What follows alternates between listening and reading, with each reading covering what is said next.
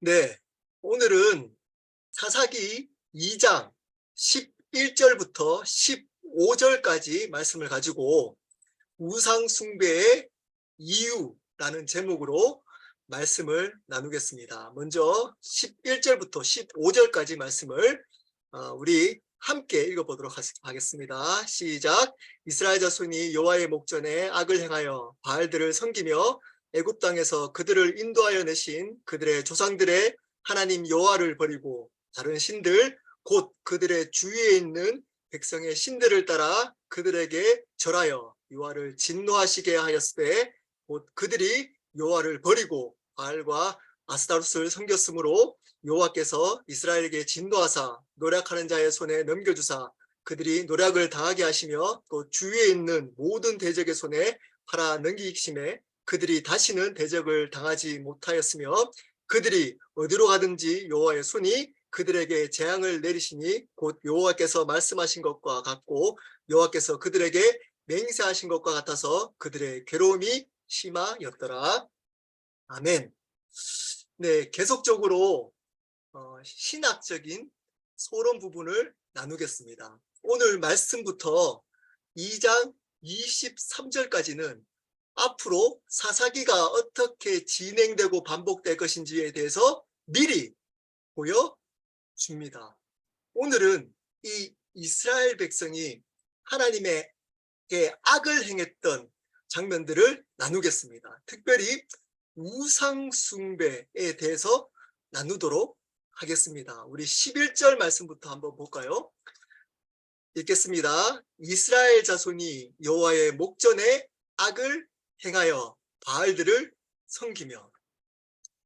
이스라엘 자손이 여호와의 목전, 하나님의 눈앞이라는 뜻입니다. 하나님의 눈앞에 악을 행했는데 그 악이 뭐라고요? 바로 바알들을 섬기는, 즉 우상을 섬기기 시작했다는 겁니다.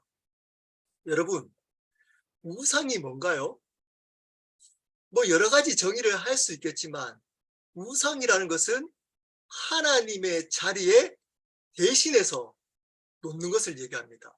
즉 하나님보다 더 우선순위를 두는 모든 것이 바로 우상입니다. 하나님께서 주인이시기 때문에 하나님이 우리의 삶 가운데 가장 앞에 우선순위가 되셔야 하는데 그것 대신에 더 하나님보다 더 우선순위를 두는 그것, 그 모든 것들이 바로 우상 숭배입니다. 여러분들에게 하나님보다 앞서 있는 것이 무엇인가요? 다른 말로 하나님보다 더 사랑하는 것, 더 마음이 가는 것이 무엇인가요? 여러분 한번 생각해 보시기를 바랍니다. 말씀을 들으면서 나에게 하나님보다 우선순위를 두는 것, 오늘 하루를 한번 돌아보실까요? 여러분 오늘 하루 삶을 살아가면서 하나님보다 더 마음을 두고 우선순위로 뒀던 그것이 바로 우상입니다. 하나님 눈앞에 우상을 섬겼다는 겁니다. 하나님의 눈을 의식하지 않았다는 겁니다. 하나님은 항상 우리를 지켜보고 있는데 하나님이 지켜보고 있는 것에 대해서 의식하지 않으니까 어떻게 되죠? 21장 25절에 우리의 소견대로 행하게 되는 겁니다. 소견, 우리가 보고 싶은 그것, 우리가 보는 것대로 행했다는 겁니다. 하나님의 눈을 의식하지 않으면 우리가 보는 눈대로 행하게 된다는 겁니다. 그것이 바로 우상 숭배라는 겁니다. 12절, 13절 말씀 제가 읽겠습니다.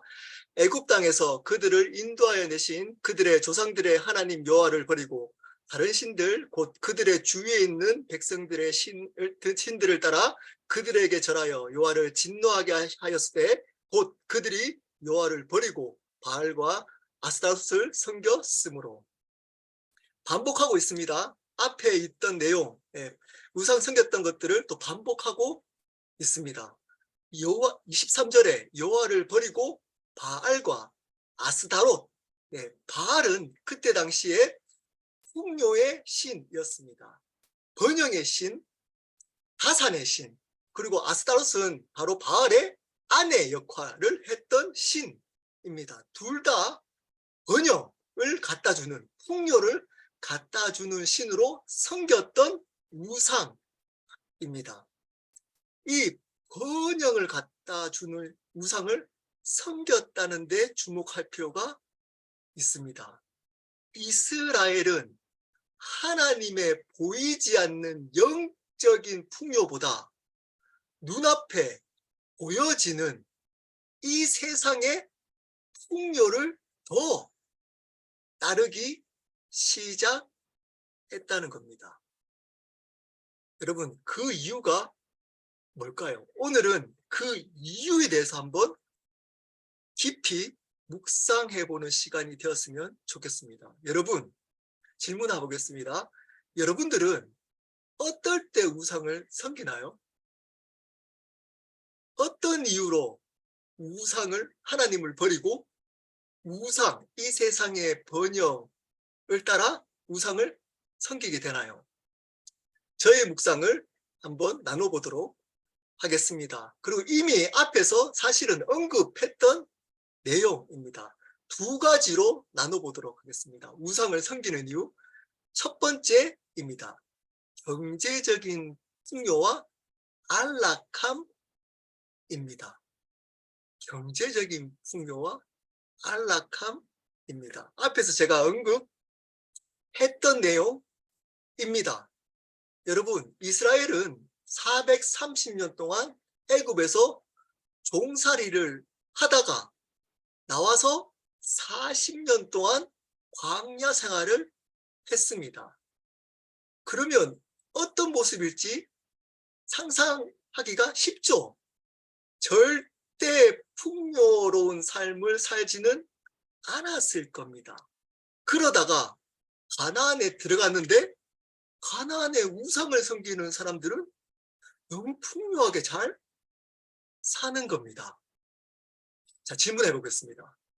여러분은 쉽게 종살이를 하는 경험은 없으니까 너무 힘들게 사다가, 가난하게 살다가, 또는 병든 모습으로 하루하루 연명하면서 하나님을 의지하면서 살아가다가 그런 기회가 왔습니다. 경제적으로 잘 살 수 있는 기회가 주어졌습니다. 자, 그러면 그것을 은혜로 여기지 않을까요? 다른 말로 하나님이 그 상황을, 이제는 하나님이 이런 어려움을 없애고 하나님이 풍요하게 살도록 허락한 거구나 라고 생각하지 않을까요? 저 같으면 그럴 가능성이 높겠습니다. 저는 이스라엘 백성은 그렇게 힘들게 살다가 가나안 땅에 들어갔더니 그 땅이 너무 풍요로운 겁니다. 하나님이 어떻게 약속했나요? 그 가나안을 어떻게 표현했나요? 젖과 꿀이 흐르는 땅. 자, 그러면 어떻게 젖과 꿀이 흐르는 땅을 해석했을까요? 이거구나. 젖과 꿀이 흐른다 그러는데, 이렇게 풍요한 것을 젖과 꿀이라고 이해했을 겁니다. 여러분, 젖과 꿀이 흐르는 의미가 뭘까요? 젖과 꿀이 흐르는 땅이라는 의미가 뭘까요? 성경에는 분명하게 나와 있습니다.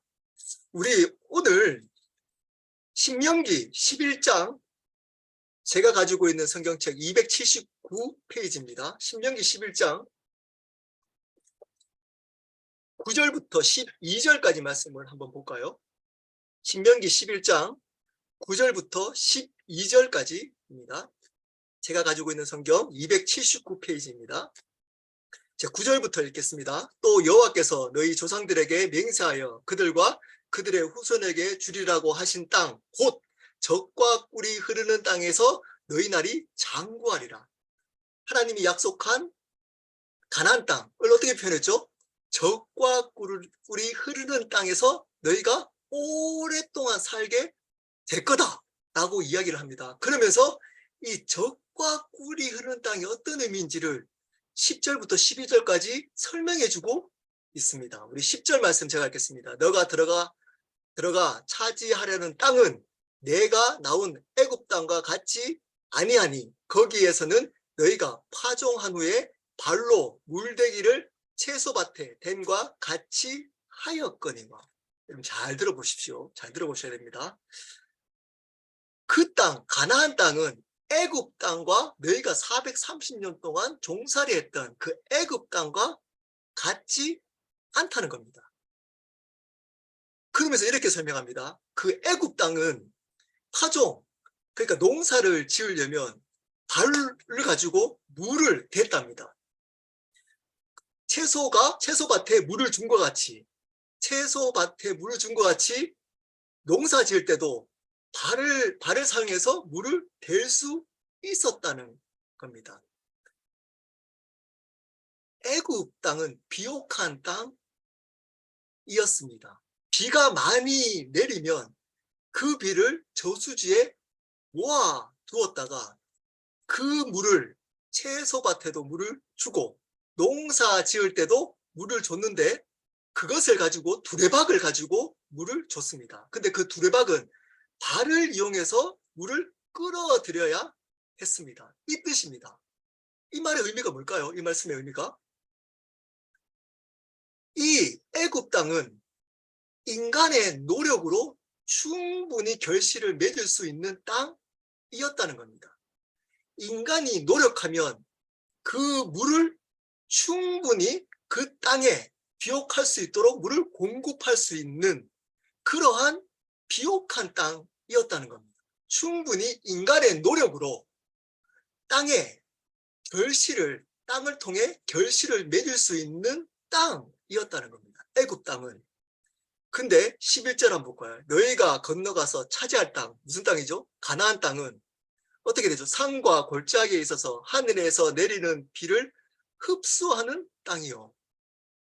자, 애굽 땅은 인간의 노력으로 충분히 물을 끌어들여서 결실을 맺을 수 있는 땅이었는데 가나안 땅은 비가 내리면 거기에는 산과 골짜기가 많아가지고 비가 내리면 저수지로 모이지 않고 저수지로 모이기 전에 산과 골짜기에서 물이 다 흡수되어 버린다는 겁니다. 그래서 저수지에 모을 수가 없다는 겁니다. 그래서 인간의 노력으로는 절대 비옥한 땅을 만들 수 없는 땅이라는 겁니다. 다른 말로 척박한 땅이었다는 겁니다.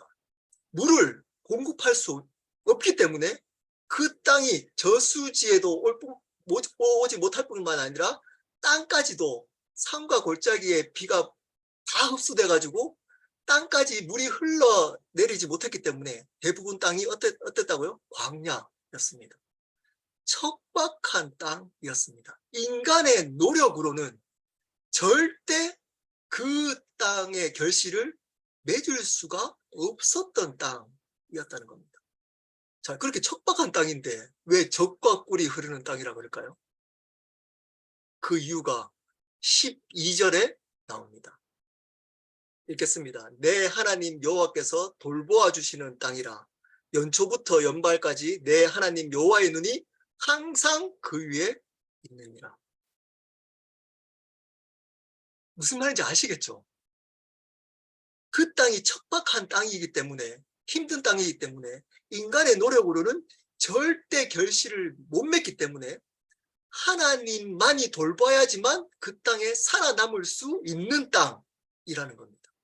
하나님이 그 척박한 땅에 살아가는 그 힘든 삶을 살아가는 그 이스라엘 백성들을 눈동자처럼 지켜주는 땅이기 때문에 그 땅은 젖과 꿀이 흐르는 땅이라는 겁니다. 근데 그 해석을 반대로 한 겁니다. 반대로. 여러분, 젖과 꿀이 흐른다라고 할 때 여러분들도 혹시 이스라엘 백성처럼 해석하지 않으셨나요?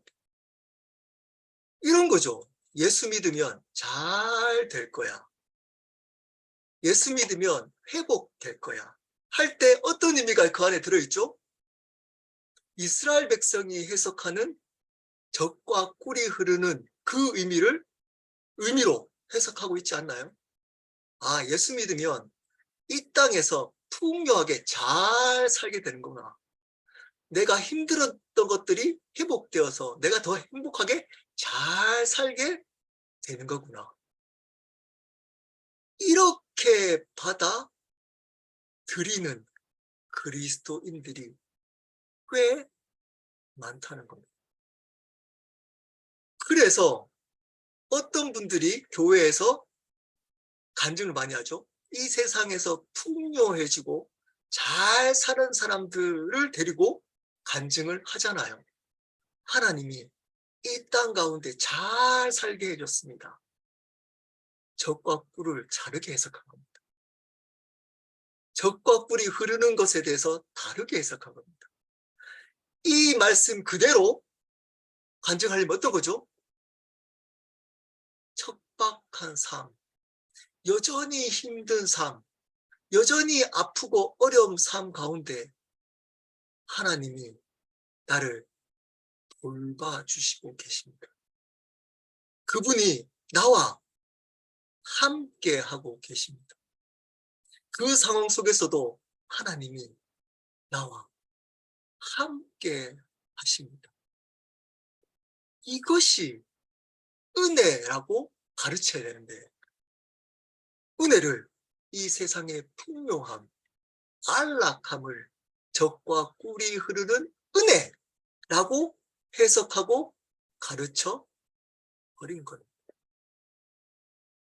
그러면 어떤 일이 있을까요? 우상을 반드시 섬기게 되어 있습니다. 제일 은밀한 우상이 뭘까요? 바로 하나님 우상입니다. 여러분, 교회에 다니는 사람은 하나님을 버리지는 않습니다. 단지 자기의 기호와 적성에 맞는 하나님으로 바꿉니다. 나에게 행복을 주고 이 세상에서 나를 잘 살게 만드는 하나님으로 바꾸어 버립니다. 이것은 뭐라고 한다고요? 우상. 하나님 우상을 섬깁니다. 그런데도 그것을 신앙이라고 착각합니다. 여러분, 우상을 섬기는 이유가 첫 번째, 가장 궁극적인 이유가 바로 여기에 있습니다. 적과 꿀이 흐르는 하나님의 은혜, 하나님의 복을 잘못 해석한 겁니다. 잘못 이해한 겁니다. 그래서 내 삶이 여전히 어려운 삶을 지나가면 하나님의 은혜를 누리지 못합니다. 저 사람은 저렇게 잘 되는데 나는 왜 이렇게 계속 힘들까? 이렇게 여기면서 나에게는 하나님의 은혜가 주어지지 않아 라고 불평합니다. 근데 하나님을 바르게 만나면 하나님이 내 삶의 주인이 올바르게 되면 어떤 일이 있을까요? 척박한 삶 속에서도, 여전히 고난 가운데 있는 삶 속에서도 하나님이 나와 함께 하신 것, 이것을 가지고 은혜라고 고백해 냅니다. 그 하루하루, 척박한 삶 속에서 하루하루를 먹여 살리고 내 삶을 유지시켜 주시고 숨을 쉬게 하시는 그분의 은혜를 발견해 냅니다. 이 발견할 수 있는 이것이 은혜. 이것이 적과 꿀이 흐르는 은혜인 겁니다. 하나님이 돌봐주시고 하나님의 눈이 아파하는 우리에게 향해 있는 것을 아는 것, 그것이 믿어지는 것, 그것이 경험되어지는 것. 이게 안 되면 여러분들은 반드시 하나님을 우상처럼 섬기기 시작합니다. 마음은 또는 교회 안에 있지만, 몸은 교회 안에 있지만 마음은 세상의 우상을 붙들고 쫓고 살아가는 겁니다. 그리고 두 번째 우상을 섬기는 이유가 뭘까요? 저번 주에 나눴던 겁니다. 하나님을 실제적으로 경험하지 못했기 때문에, 하나님의 역사를 경험해보지 못했기 때문입니다. 다른 세대라고 했죠. 여러분, 가나안에 들어가기 전에 이스라엘 백성들이 종교 430년 동안 하나님 붙들었습니다. 하나님, 여기서 출애굽 해주게 해주십시오. 하나님, 애굽에서 벗어나게 해주십시오. 라고 간절히 부르짖고 붙들었습니다. 그랬더니 하나님이 애굽을 벗어나게 하셨습니다. 근데 광야가 기다리고 있는 겁니다. 그 광야의 삶 속에 하루하루 하나님을 붙들어야지만 살아갈 수 있었습니다. 근데 그때마다 하나님은 이스라엘 백성들을 돌보고 인도하고 이스라엘 백성의 필요를 채워 주셨습니다. 하나님의 역사를 경험했던 겁니다. 그들이 스스로 절대 해결할 수 없는 그 일들을 하나님께서 해결하시고 채워주시고 인도해 주셨던 겁니다. 근데 그 어려움들이 사라진 세대, 그 고난이 사라진 가나안 세대 사람들은 그것을 경험하지 못했던 겁니다. 그래서 오늘 말씀에도 이렇게 표현하고 있습니다. 12절에 보면 어떻게 표현하고 있죠? 그들의 조상들의 하나님 여호와, 그들의 조상들의, 내가 섬겼던 하나님을 버린 게 아니고, 내가 섬겨왔던 하나님을 버린 게 아니고 우리의 조상들의 하나님을 버렸다는 겁니다. 그들에게 하나님은 없었습니다. 사실은 태어나 보니까 하나님을 섬길 필요가 없는 겁니다. 간절히 하나님을 붙들어야 될 필요가 사라진 겁니다. 그래서 그들에게는 신앙적으로 하나님을 붙들, 영적 전쟁할, 믿음의 싸움을 할 거리가 사라지게 된 겁니다. 그래서 그들은 자기의 유익, 자기가 더 행복해질 수 있는 우상을 섬기기 시작한 겁니다. 우리도 마찬가지입니다. 처음에 힘들 때, 여러분, 어려울 때는 하나님을 간절히 붙듭니다. 하나님, 이거를 좀 해결해 주십시오. 그래서 그 문제가 해결된 후부터는 여러분, 하나님을 간절히 붙들까요? 그럴 이유가 사라질 경우가 많습니다. 사라지는 삶을 살 가능성이 굉장히 높습니다. 그럼 어떻게 살아갈까요? 나에게 만족을 주는 우상을 섬기며 살기 시작하는 겁니다. 우리의 고난이 사라졌을 때 하나님을 섬길 필요 없으니까 우상을 섬기듯이, 여러분, 우리 자녀 세대도 어쩌면 태어나 보니까 믿음의 전쟁을, 처음 세대가 믿음의 영적 전쟁, 예수 믿기 위해서 싸워야 될 전쟁들이 사라진 겁니다. 그래서 그들은 어떤 것들을 힘들어하죠? 교회 가기 싫은데 부모님이 계속 교회 가라 그래. 이런 것들 때문에 어려워합니다. 정말 나의 믿음을 지키기 위해서, 하나님을 섬기기 위해서 하는 믿음의 전쟁은 그들이 할 필요가 없어지게 된 겁니다. 그러다 보니까 믿음의, 그리고 신앙적 그러한 고민들이 점점점 사라지는 겁니다. 그리고 그 마음이 어디를 향하기 시작하죠? 이 세상에 향하기 시작합니다. 그리고 우상을, 이 세상에 나의 만족을 주는 그 우상을 섬기기 시작하는 겁니다. 여러분, 그러므로 어쩌면 고난이 축복인 겁니다. 아니, 어쩌면이 아닙니다. 사실 고난이 축복인 겁니다. 그러므로 우리 자녀들에게도 너무 편한 길을 다 제공해주면 안 됩니다. 안 됩니다. 고난의 길을 허락해야 하는 겁니다. 그들이 스스로 이 세상에서 믿음의 싸움을 할 수 있는 어떤 거리들을 계속 던져줘야 하는 겁니다. 그렇지 않으면 이들에게는 하나님을 경험하지 못했기 때문에 하나님 대신 섬길 우상을 붙들기 시작합니다. 우리도 마찬가지입니다. 우리가 지금 편하다고 믿음의 싸움을 할 필요가 없다고 여러분 은혜라고 여기면 큰일 납니다. 어쩌면 여러분은 우상을 섬기고 있을지 그 싸움이 없기 때문에 날마다 붙들어서 하나님이 채워주시는 하나님의 역사를 경험하지 못하고 있기 때문에 그냥 이미 다 내 노력으로 충분히 얻을 수 있는 일들이기 때문에 먹는 것, 지내는 것, 돈, 환경 이런 것들도 내가 조금만 노력하면 다 얻어질 수 있기 때문에 하나님 앞에 붙들고 하나님이 부어주시는, 채워주시는, 인도하시는 하나님의 역사를 갈급해 하지도 않고 그것을 경험하지도 못합니다. 그러면 우상을 섬기기 시작하는 겁니다.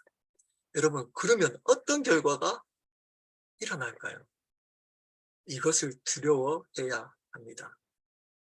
14절, 15절입니다. 제가 읽겠습니다. 여호와께서 이스라엘에게 진노하사 노력하는 자의 손에 넘겨주사 그들이 노력을 당하게 하시며 또 주위에 있는 모든 대적의 손에 팔아 넘기시매 그들이 다시는 대적을 당하지 못하였으며 그들이 어디로 가든지 여호와의 손이 그들에게 재앙을 내리시니 곧 여호와께서 말씀하신 것과 같고 여호와께서 그들에게 맹세하신 것과 같아서 그들의 괴로움이 심하였더라. 하나님은 약속을 반드시 지키시는 분이십니다. 하나님의 사랑과 은혜는 무궁하시고 인자가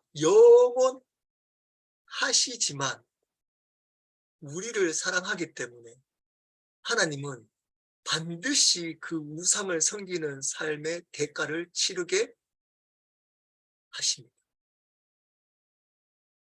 우리가 약속을 지키시는 하나님, 그러면 너무 좋아하잖아요. 하나님은 나에게 약속을 지켜주죠. 그럴 때 어떻게 생각하나요? 나에게 행복을 주는, 내가 이 땅에서 잘 살게 하도록 하는 나의 삶을 인도하시고 회복시키시고 어려울 때 건져내주시고 어떤 상황 속에서 함께 하신다는 약속만 생각합니다. 좋은 약속만. 근데 하나님은 이 약속 뒤에 보십시오.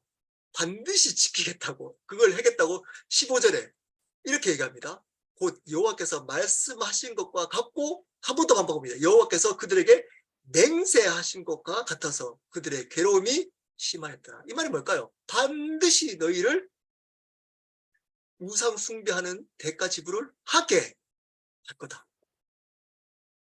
반드시 하나님을 버리고 우상을 섬기는 그 대가 지불을 하게 만들 거다. 승리하지 못하게 할 거라는 겁니다. 여러분 삶 속에 신앙적인 승리를 주어지지 않을 거라고 약속하고 있습니다. 여러분 이것을 두려워하셔야 합니다.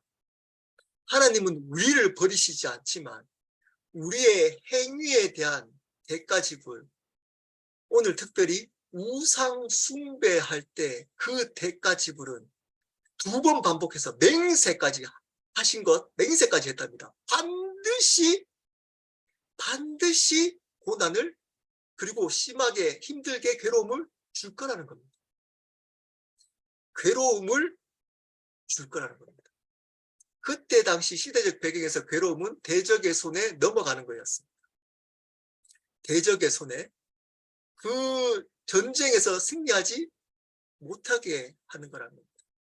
여러분 지금으로 조금 다르게 해석한다면 어떤 걸까요? 지금 전쟁이 없잖아요. 사단에게 반드시 넘어지게 만들 거라는 거예요. 사단이 유혹할 때 그 유혹을 이기지 못하게 할 거라는 겁니다. 옛날에는 사단이 이런 다른 유혹들, 죄로 넘어지도록 하는 유혹들이나 또는 이 세상을 따라 살도록 만드는 유혹들을 할 때 승리할 수 있었습니다. 근데 우상을 섬기기 시작하면 그것을 승리할 수 없고 그 사단의 유혹에 반드시 넘어져서 그 괴로움, 하나님과 관계가 끊어져서 그 괴로움 속에 살아가도록 만드실 거라는 겁니다. 기쁨과 평안을 사라지게 할 거라는 겁니다. 여러분, 어쩌면 지금 여러분이 기쁨과 평안이 없다는 말은 여러분이 지금 우상을 섬기고 있는 결과일 수 있습니다. 또 한 발짝 더 나가서 여러분이 지금 하나님의 은혜를 잘못 이해할 수 있습니다. 하나님의 역사를 경험하지 않고 있을 수 있습니다. 하나님의 간절함이 사라져 버렸을 수 있습니다. 하나님에 대한 감격, 은혜가 사라졌기 때문에 그 자리에 우상을 섬기고 있을 줄 모릅니다. 하나님을 기뻐해야 될 그 자리에 우상으로 기뻐하고 있기 때문에 하나님은 사단의 유혹에, 상황의 유혹에, 세상의 유혹에 승리하지 못하게 해서 하나님이 주시는 참된 기쁨과 평안을 누리지 못하도록 하는 결과가 초래했을 수도 있습니다. 기억하십시오. 여러분, 우상을 버려야 합니다. 우상을 버려야 된다라고 생각해서 자연스럽게 버리지 않습니다. 여러분, 공고한 삶 속에서도 하나님이 함께 하시는 것 때문에 은혜로 고백해 낼 수 있어야 하는 겁니다. 날마다 하나님께 나가서 하나님의 역사를 경험할 수 있어야 하는 겁니다. 그래야 우상을 섬기지 않습니다. 그래야 하나님께서 주시는 참된 기쁨과 평안을 누릴 수 있는 겁니다. 우리 함께 기도하도록 하겠습니다.